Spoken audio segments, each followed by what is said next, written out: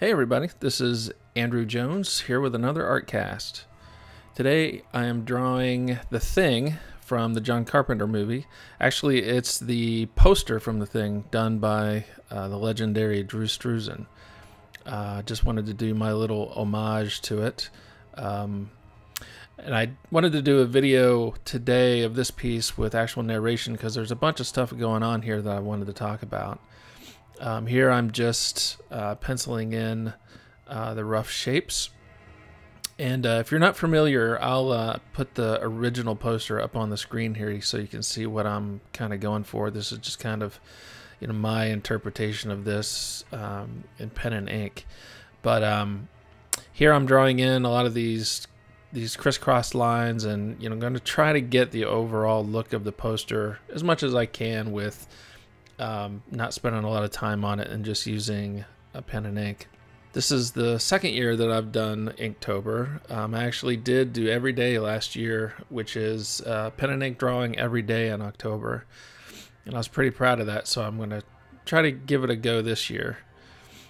Here I'm using masking fluid to mask off areas of the drawing that will be that I want to be pure white.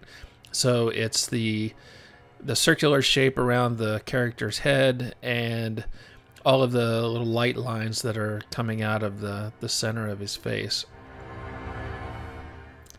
And the idea here is it lets me do ink washes and airbrush and a lot of stuff over top of that without damaging where I want those lines to be or having to be super careful when I'm drawing to leave those lines, which never really works all that well. And this year, instead of using Bristol paper, which is what I used last year to do all my drawings, this year I'm using heavy illustration board. So this is hot press illustration board that you could use for watercolors or acrylics or whatever you wanted. The beauty of this is that I can just get the paper as wet as I want, and I don't have to worry about it curling or buckling or anything like that.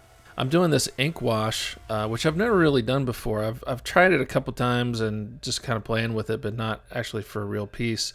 I was debating what to do as far as, filling up little cups with, water and different levels of ink to kind of water it down, and then using a regular brush. And then it occurred to me I have these watercolor brushes that have a reservoir in the handle, and you just fill it up with water, and it's a handy way to do watercolors without having to have a bunch of cups of water, and you can use it kind of outdoors or on the go or however you're doing that. But what I did here was I have 3 of these pens, so in 2 of them I put different amounts of black ink in them mixed with water.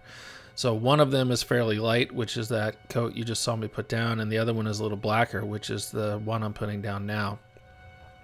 And it worked out really good. I really like the look, and it was really easy to use. And then I keep another one of those pens with just plain clean water that I can use later on to do some blending between the two.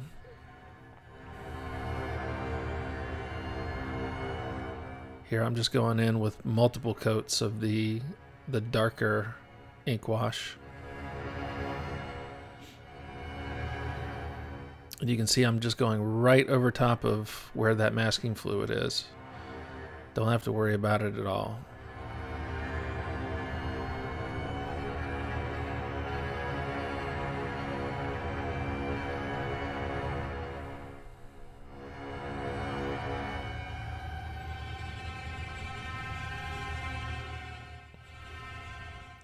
And again, there's no way I was going to get the exact look of the poster, which was done in acrylic and airbrush on a really big canvas by, let's face it, a master painter. But just wanted to go in and kind of get those rough shapes to kind of get that overall look. Now right here, I'm airbrushing in some gradients with a Copic marker that's attached to the Copic airbrush system. Now, I'd been using this for a little while on some pieces and never had a lot of luck because I was trying to use the little cans of air, which if you're lucky, you get about 10 minutes of air out of them. But since I have my airbrush compressor, I bought a little attachment and now I can hook up my compressor to it. And it worked out really good. Here, I'm just doing a splatter. This is just a little bit of watered down white ink, just to get that splatter of snow. And now we're on to the most fun part of the piece, which is peeling off all of the masking fluid, which is now dried into a rubber cement. And you can finally see, what's underneath. And luckily, all those light lines came out great.